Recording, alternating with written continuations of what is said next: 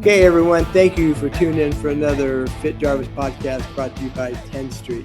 Remember, let 10th Street handle the details of your business all in one place. Fill trucks faster, manage drivers, stay compliant, and remember, with 10th Street, you're more efficient. 10th Street has been very, very good to us to allow us for the last 3 years to be able to get the word out about driver health and welfare. And, the first 12 months, we spent really educating the audience and the carriers and the population on how serious the driver health statistics really are. And people are always, surprised, especially even carriers. They know something that people don't track and think about. And then when they understand that, we're over 55% of our driver population pool out there operates on less than a 1-year medical card. And we lose about 300,000 drivers a year. So it's pretty daunting numbers. So then this last year and a half, 2 years almost now, I guess, we spent bringing on folks talking about solutions. And today I'm really excited about to have a good friend on that we're going to introduce you to, that we're going to talk in detail here so that we can get some really detailed information into the health and welfare of really what it's about for drivers. So folks, please welcome Stephen Kane. Steve's the president of Rolling Strong, the leader in health and wellness platform servicing the transportation industry. Steve's got over 30 years of experience working across nearly every aspect of the trucking industry you could think of, including a decade behind the wheel, roles, dispatcher, operations, safety, technology. I think you left out dock worker too, Steve. His journey into the driver wellness began in 2008 when he unfortunately followed up a battle of cancer and fighting chemo. After fighting to regain his health, Steve quickly realized how difficult it was to maintain this progress and also the realities of living on the road as a driver. At that time, he believed that exercise and basic health knowledge were enough to change. But over time, he realized and understood that the industry really needed more of a comprehensive approach. Once he realized that led him to a partnership with Rolling Strong, founder Bob Berry, whose work early on helped lay the foundation of driver wellness in the industry. Building on that foundation, Steve led the evolution of Rolling Strong into a more comprehensive technology-driven platform designed to meet the modern demands of the transportation industry. Today, Rolling Strong serves dozens of fleets, both large and small, and supports over 25,000 drivers nationwide. The company has become a trusted partner in the organizations looking to improve their driver health, safety, and performance through practical, scalable solutions built in a real-world experience. Wow. Good job, Steve. Thank you, Bob. You're welcome. So I wanted to mention real quick about that, Steve, that, it really was. And I can remember like it was yesterday we first met.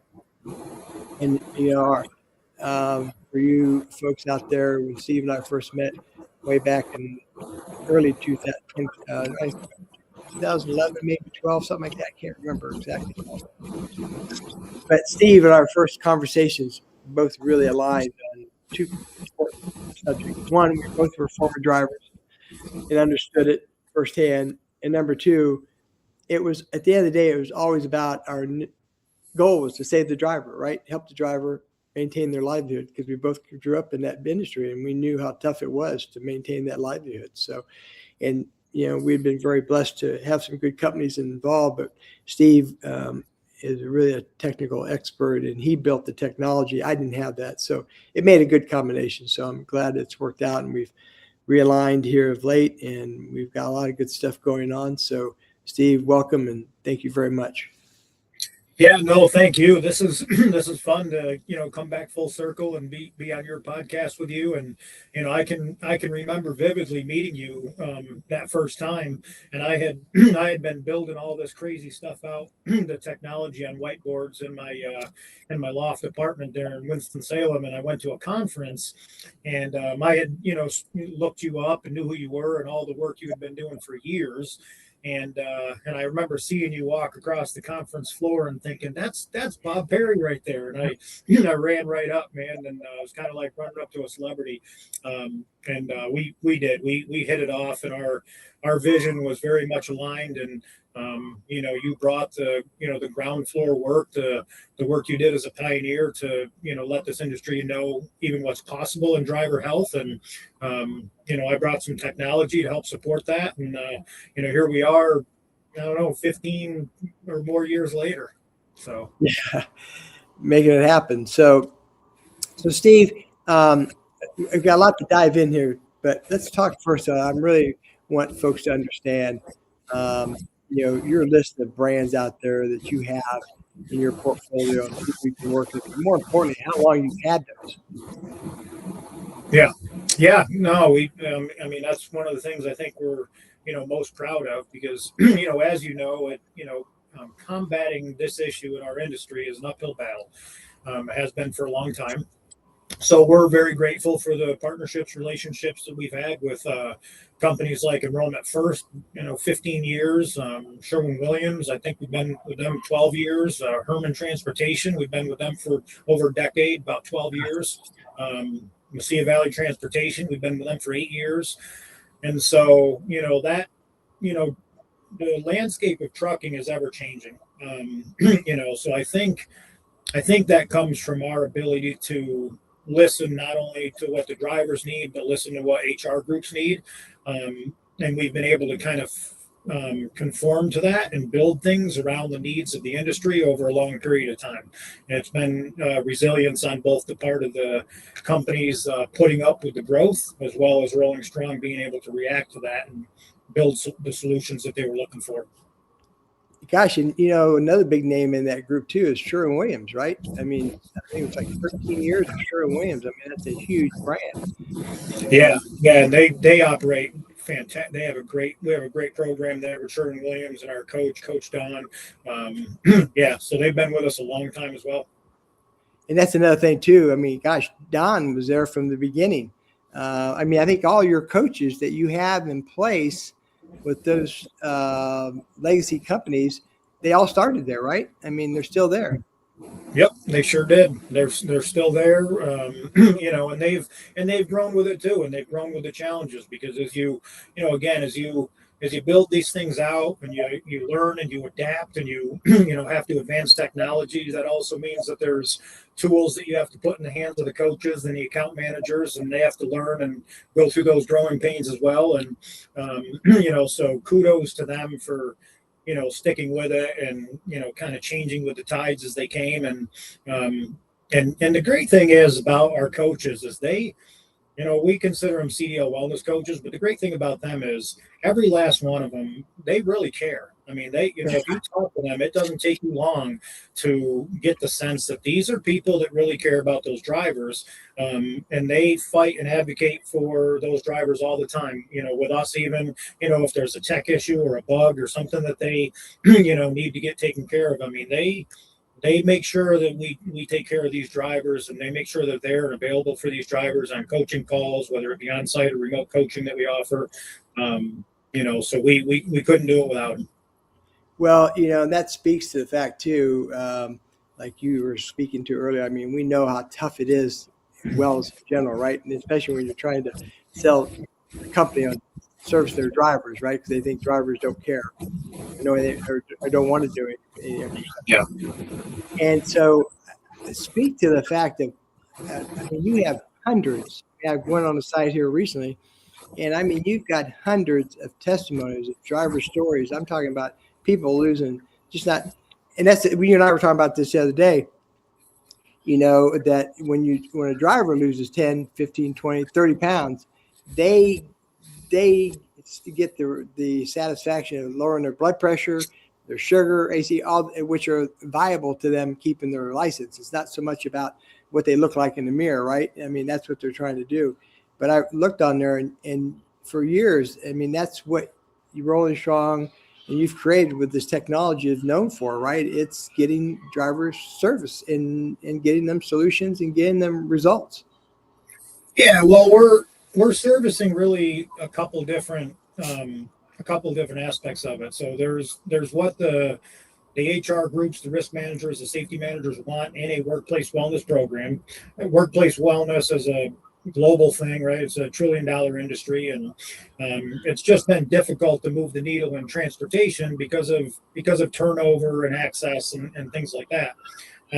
So we had to build something that was readily available and accessible, and tools that made sense and that were easy to use for the drivers. We also really wanted to make sure from day one that data was a big component of the platform. Early on, as we constructed this thing from an architectural standpoint, we wanted to make sure that we had a very data driven platform, that we could collect data. And with collecting that data, we can understand what those improvements look like. And so for us, we've built a very intricate dashboard. So those HR, risk manager, safety manager folks in the back office can see at an aggregate level, what are the improvements? What is participation? What is engagement? What is our health risk percentage looking like? Are we improving that, or is it declining? So we can react to that as a account management, coaching, workplace wellness service group in the right way. And for the drivers, they're looking for different insights. It's a little more of a kind of a micro level for them, but they want to see, have they made improvements in their own personal health, A1C, glucose levels, BMI, weight management. So we built a platform that gives them those insights, not only the tools, but to be able to see the progress.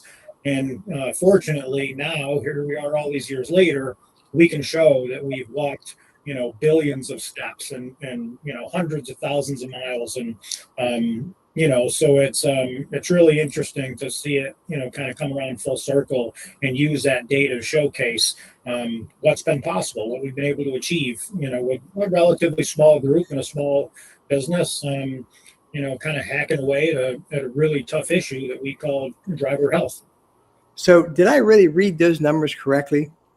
And then you just explained about, with your technology, that's how you were able to track this. You had like 780 some thousand, Miles. Miles walked, and then and number of pounds lost. So that must I wanted to ask you, Steve, so when you're able to go back to management, right? Because we know at the end of the day, it's about ROI and then about, like you said, engagement, because the first thing I always face talking to them is they said, these drivers aren't going to pay attention to you, Bob. They're not going to do anything. So do you feel that that's part of your secret sauce of you're able to go back to management, and when you can show them from a technology standpoint that these are real numbers and this is how you're tracking them? Is that part of what you feel? Yeah. So there's like the base numbers that are in our dashboards and they're readily available, which would be things like everything from participation to engagement to increase or decrease in population health metrics. We break engagement down to every little piece, how many pages somebody, how many times somebody hit a page on the app, but also those biometric improvements. So absolutely, when you can show a carrier that your group collectively has walked, 50,000 or 80,000 or 100,000 steps, or how many miles, that's important. But then we take it a step further, and we also have the data science capabilities to look at, what does this look like from a health insurance cost aspect? What does it look like from a work comp aspect? What is, pharmaceutical cost, emergency visit cost? And so we actually have one carrier that did a pretty in-depth study on this, and we showed significant savings on, for that group on what the healthcare cost was, the pharmaceutical cost, the emergency visit cost. So absolutely, look, they're running a business. I get it. They have a P&L, they have a bottom line, and if they're going to put a program in, and they're going to pay for it, they're going to expect results. And naturally, we want to provide, those insights and show them what the results are. And so with the model, we're able to do that. So for any HR folks out there or CFOs listening, or the ones we're sending this out to, you can actually have a high level conversation with them, showing them how you saved other companies real dollars from an insurance standpoint, cut the claims down. Right? Yeah, we can show it to them from, claims, absolutely. And then we can show, because, some carriers, they're interested in what participation engagement is going to be like, and some of them are more interested in what the bottom line is. My approach has always been, and I know it has been with yours, why wouldn't we try? Why wouldn't we at least do something, right? Like doing nothing certainly isn't going to solve the problem. So if you're going to do something, the first thing that we can show you is participation and engagement, right? People are actually doing something different. And we know statistically that if, people lose weight, then their risk factors decrease with lowering BMI. We know that if people get blood pressure under control, their risk factors decrease. And so those are things that we can easily show. For us to show the other aspects of it, they have to be willing to share work comp data. And that gets a little tricky because you have a lot of different variables and coefficients that impact, what might increase or decrease the cost of insurance throughout an entire year. But we're certainly glad to do that for a company as well if they want to dig in. Well, that other number you have up there, like over 8,000, I mean, the number of pounds that you've collectively gotten drivers to lose and other people, I'm sure some of that has to do with corporate as well.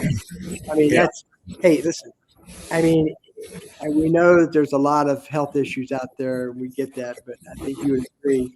It always seems to be able to always stimulates from being overweight, right? It starts there. And then blood pressure and all the other stuff comes. And so helping people move and manage it, is very well proven. So now I want to talk about you and I's favorite subject. We always have conversations about trying to get some carriers ready research. So talk to me about ready research and about the value proposition there for these carriers and drivers for people that are listening.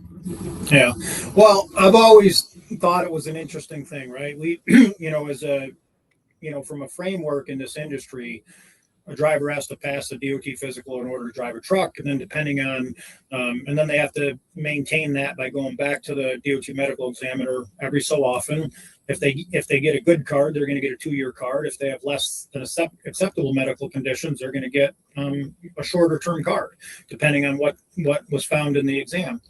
The problem is there's really nothing done on the interim. Right. So if you go in there like me, when I was in college, I boxed and I was in great shape. I went and got a CDL. The last thing that I, ever thought I would worry about is, high blood pressure and belly fat, and so a lot of people jump in a truck and they're just not thinking of it. And then, for me, one day I, went to the DOT medical examiner and I had high blood pressure and belly fat. My BMI was high. And so I had to do something about it.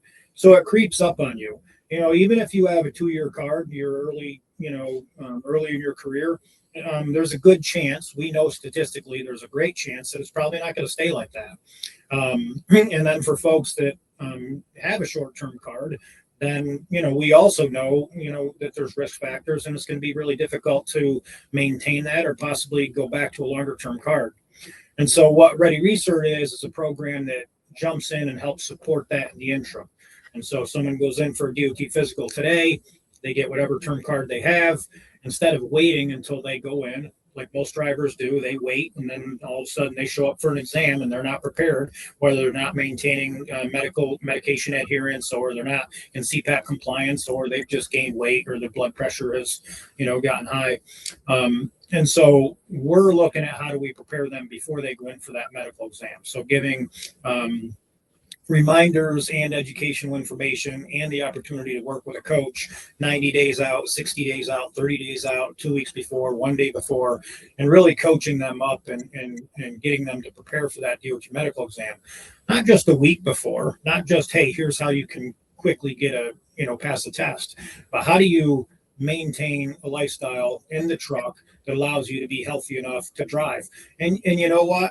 The bar is not that high to pass the DOT medical exam. So it's really, a low bar. And we certainly take it beyond that if a driver is interested in working with us because, we want them to maintain, phenomenal health. But the DOT physical is a good indicator for health, but again, we don't want to wait 2 years to go back in and then find out, before it's too late. We want to try to stay up on this stuff.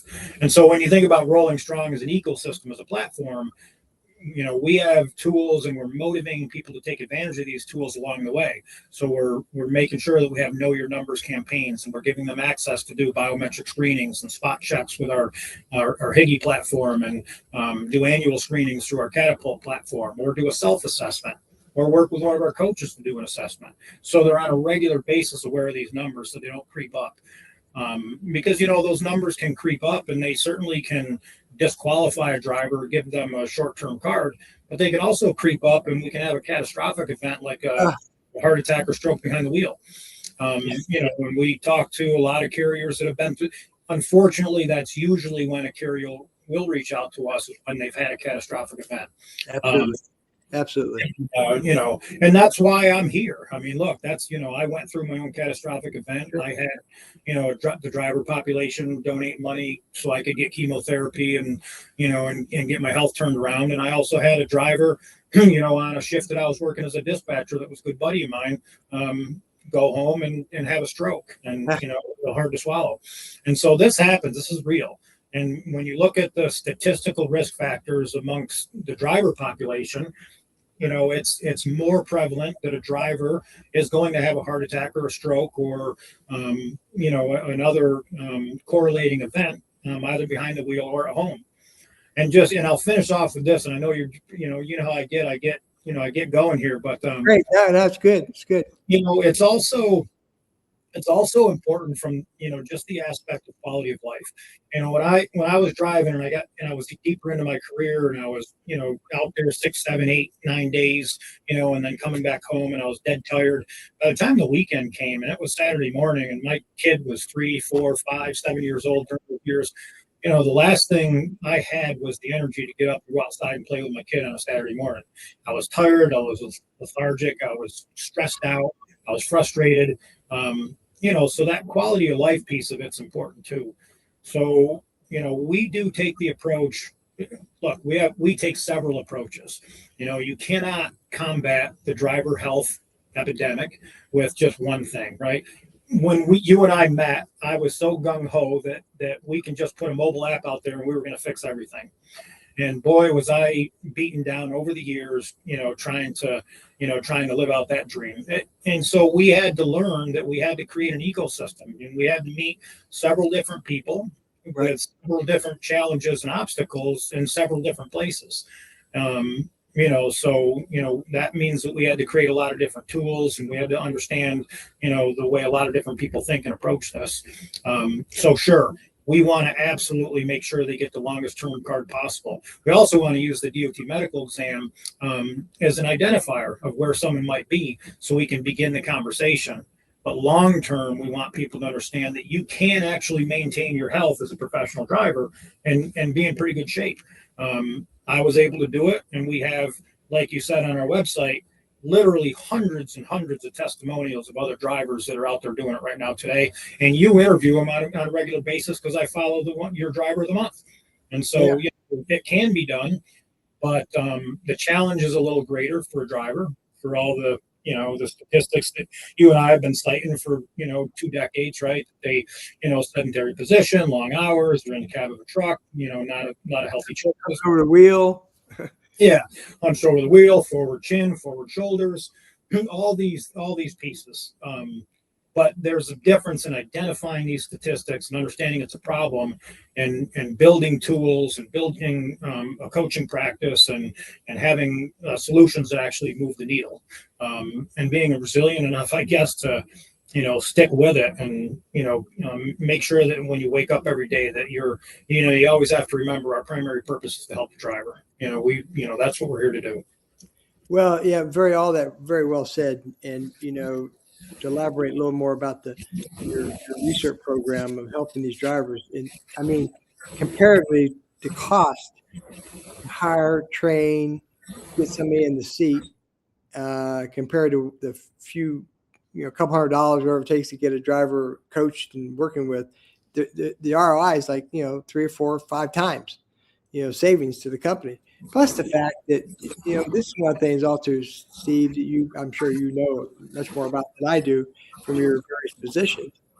It's just not about that, but it's about the profitability. I mean, to get a new driver in to take over Bob's route that Bob knew the customer, right? He's got to get up to speed, all that. It takes time if he stays. And so logic seems to you and I that why would you not want to, give this driver a lifeline and coach him? And more importantly is and I know it's always such a cramp. It's a big pushback I used to get, still do, that, there's not a lot of time in orientation, Bob. I said, it just doesn't take that much time. I mean, something as simple as, I know you preach about doing the pre-check trip, right? When you walk around the truck, how big of a stretch would it be to say, by the way, Steve, here's a little pamphlet. Here's how you can pre-check your refrigerator. Here's some suggestions that we have for your refrigerator, right? Because you're going to get stuck, whether it's traffic, breakdown, weather, whatever, right? If you don't have a good choice, you're going to make a bad choice to reach for. So getting companies to really embrace, like you said, change the culture. And that's what I've noticed that you've done over the years, is to maintain, those legacy companies to keep coming back. Because you and I both know somebody in that terminal, or somebody there's talking to somebody at the main office, and they must be telling them that, man, this program works, and to keep you in the game. Yeah, well, it's all those. We encourage doing employee surveys and driver surveys because we want to know what's working, what isn't working with the program. There's no, there's nothing hidden in the program. Matter of fact, I've had even people on my own team say, we might be giving them too much. But my approach has always been, let's be vulnerable with our data and our information. Let's show exactly what the picture looks like. That's the only way we can improve, is if we actually show them what it looks like. But it's funny, you were talking about the pre-trip inspection. That's where, originally I started this whole concept. So when I was working at Old Dominion in 2008, economy took a dive, and they put me from supervisor back to driver supervisor combo. And at the time, I was doing a lot of boxing, and I was hitting the gym, and I was sparring, and I was in phenomenal shape. And when they put me back in the truck, I couldn't make it to the boxing gym anymore. And I was like, well, how in the world am I going to maintain being in shape? And so I actually started turning my pre-trip inspection into a little mini workout. And there you go. Time we had to do a pre-trip, an inter-trip, and a post-trip. And so those were three kind of hit workouts that I was doing 3 times a day, every single day. And that was when I started thinking, man, I could actually turn this into something. I should, of course, we didn't have cell phones as much back then, and all the social media stuff and that kind of thing. But, back then the concept was pretty simple. Let's show drivers this is possible. Let's show them how it can be done, and that kind of thing. But, so yeah, but when you think of a pre-trip inspection, not only just using that as an opportunity to move your body, expand and contract the muscles, get good movement in, but there's a lot of things within a pre-trip inspection, whereas the pre-trip might not be done that great if a driver's tired and they're not focused and they can't bend properly and they can't squat properly. So the pre-trip inspection, if you're doing it right, and you do it with some focused form, actually can improve some of the bending, squatting, and flexibility things. That's not only good to do the pre-trip, but it's also good for mobility in regular life. Yeah. Well, your point well taken, and you're exactly right. That I remember before I started Rolling Strong, how I started doing is I was coaching drivers outside a truck stop in Cartersville, Georgia. And just talking to drivers to come in and see, what kind of feedback I get. The driver come up to me and started talking to me and started standing there smoking. And he goes, "Yeah, I'm getting my truck fueled up." And we were talking. He said, "I don't have time to exercise, Bob." I said, "Well, you know what? You gave me a great idea. I'm going to come up with the same thing you were talking about. Pump up while you fuel up, right? You got time to stand here and smoke a cigarette. You got time to walk around your truck while you're getting fueled up, do a few bucks. And it has to be a lot. It doesn't need to be a lot, right? We're not talking about triathlete. We're talking about movement, right? Movement. Yeah. Your truck. So we're right on, and that's how it all starts. And that's giving these drivers these simple tips. In fact, I got a hit today on Facebook from this friend of mine, actually, that I went to high school with, and they're now driving. They said, "Bob, I want you to know I had to make a long distance drive from Ohio to Florida. And because of all this stuff I keep reading about you putting out there, I got out of the car, did some squats, did some push-ups, did some walk around my truck because, and you're right. If you don't ever know who's listening or when they're listening, right? And you got to keep preaching it. Yeah. And I mean, I do it now. So, my wife and I, we travel full time in a 45-foot, coach. It's 53,000 pounds. It's a lot of responsibility going up and down the road. And we're migrating in and out of the truck stops. You can't pull this into a gas station.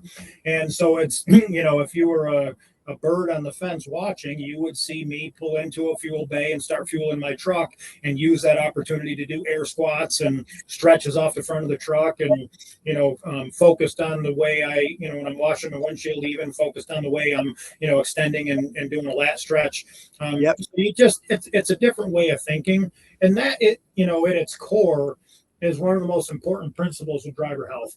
I say this all the time, like, people are always, the whole thing is, I don't have time to work out. Well, we're really not even talking about necessarily working out. Like if you can find time to do a 30-minute or a 45-minute workout, that's fantastic. But what we need to understand is that when we eat food in our body, we eat carbohydrates and we turn that into glucose. That glucose only has a couple ways to go once it gets inside us. And the main thing is that when our muscles expand and contract, they use that glucose as fuel. Right. And so if we're not expanding and contracting our muscles at all, that glucose does something else and it turns into fat, and potentially it turns into visceral fat, which is the things that lead to issues like heart disease and eventually attack and stroke. So just simply being conscious of the fact that you need to expand and contract your muscles as much as you can throughout the course of a day so you can do something with whatever glucose, whatever carbohydrates you're ingesting is a really important factor. And so, when you're fueling up your truck, if you're conscious of the movement you're getting, whether it be air squats or jump down and maybe, doing some assisted push-ups, even some assisted push-ups off the side of the vehicle, when you're doing your pre-inter-trip and post-trip, or at the end of the day at the truck stop, if you just take the time to walk around the perimeter of the truck stop, all that goes a long way because you keep your muscles engaged. But when you don't do it at all, your muscles aren't going to do anything with that glucose. It's going to contribute to the fat buildup, and it's going to increase your risk factor. Well, so before we wrap up, I want to go back and talk about ready research, because that's really about retention, right? That's taking those core drivers that are skilled, that know their lane, and manage the truck very well, but they don't know how to manage their health. And so that really ready research program, that really is the retention core, right? We talk about, you and I know, we go to these conferences and they got recruitment retention conference going on, right? It's really just recruiting. There's no retention to it, because that's how they get paid. And that's how they make money. More drivers in, right? So how difficult, Steve, is it still for you getting carriers to embrace that and say, hey, listen, Mr. Carrier, give me 50 drivers that are on a short-term card. Let me show you that I can save you. Yeah. It's difficult. Look, we're, there's 3.5 million drivers out there on the road right now. We have 25,000 people on our platform. And so, I think we are changing. I think the perception of driver health is beginning to change, and we're seeing a little bit more of an uptick in it. But I think we still have a long way to go. So, what we've learned that we have to do, we have to, offer more than just the basics, right? So Rolling Strong has really evolved into an ecosystem, so we have our core platform. But when you think about retention, it's retention. The best way to retain drivers is to impact culture. So the first thing we do when we work with a carrier is we really look at what the culture looks like at the organization. Is wellness, part of their culture? Our program is a great way for a carrier to show that they do care about their drivers.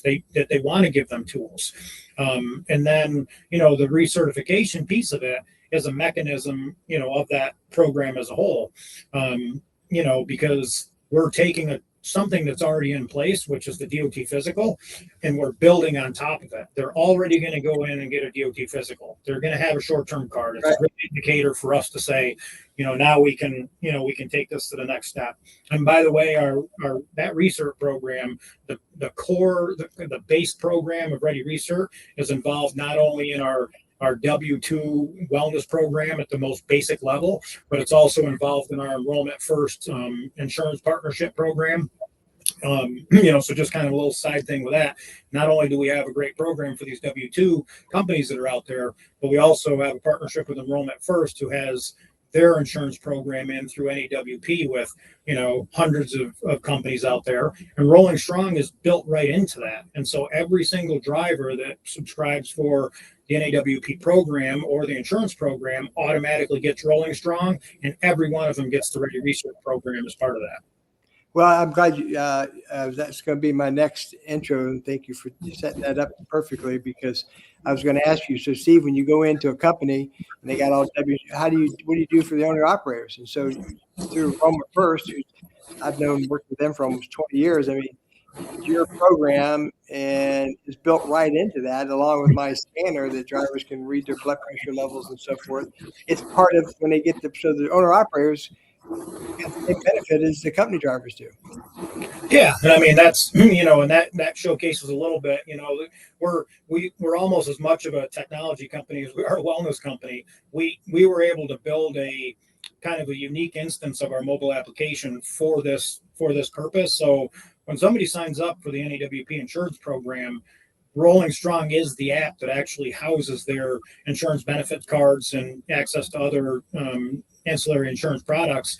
And it includes everything you said, the whole Rolling Strong program, the Ready Research, and the CDL scanner. And so that's a great program. It's a great opportunity. And so when we're talking to a carrier, it's not just here's a W-2 program, here's an app. It's really, here is an ecosystem. Here's a whole menu you can pull from. We can do your biometric screenings, your DOT physicals. We can do a cultural analysis. We have Higgy stations. When we talk to a carrier, it used to be that we were just offering, a W-2 program, which is the workplace wellness program. And we often would run into the problem where they'd say, well, we have predominantly 1099 owner operators, or, we have a group of them. And until we had the partnership with Enrollment First, we really couldn't service them. Well, now we can show them here's an ecosystem that we can deploy, a menu of tools we can deploy for your W-2 population, whether you want us to handle your annual biometric screenings, coaching, all the tools that come in with the mobile app, lunch and learns, on-site events, all those things that we do. If you have 1099s and you want to go that route, well, we just bring Enrollment First in. They showcase the NAWP program. They now can offer fantastic insurance and ancillary insurance benefits packages to the drivers, and the wellness program is built right into all of that, so they're going to get it anyway. So now we really have an ecosystem that allows us to offer a solution to the entire driver population, both 1099 and W-2. Nice. And that certainly makes it a complete turnkey program for the carriers and drivers that, because, and I, like I said, I've known those folks for 20 years, and they by far, hands down, have the best, program for owner operators out there when it comes to medical care and service and life and all that kind of stuff. Yeah, absolutely. You mentioned something earlier too, Steve, that I wanted to touch on before we finish. There are other programs out there, right, and that are out there today. But we feel Rolling Strong is really the leader in that, and since we started it, but we always tell people we don't know what the right program is for you, but the wrong one is to do nothing at all. And that's right. We need to do something. So hopefully this podcast will catch the attention of some folks. But I mean, this has really had some compelling factors to talk about. Everything from the tracking mechanism and the technology level you have for people to be involved and be engaged and show them real time studies and results. And especially when we're trying to take care of the C-suites and show them that their investment dollars are getting a solid return, right? So, all right, Steve. Well, listen, thank you so much for coming on, and really appreciate it, man. So you're doing some good work out there. Keep it up. No, I appreciate you having me on. You're my hero. No, man, you're my hero.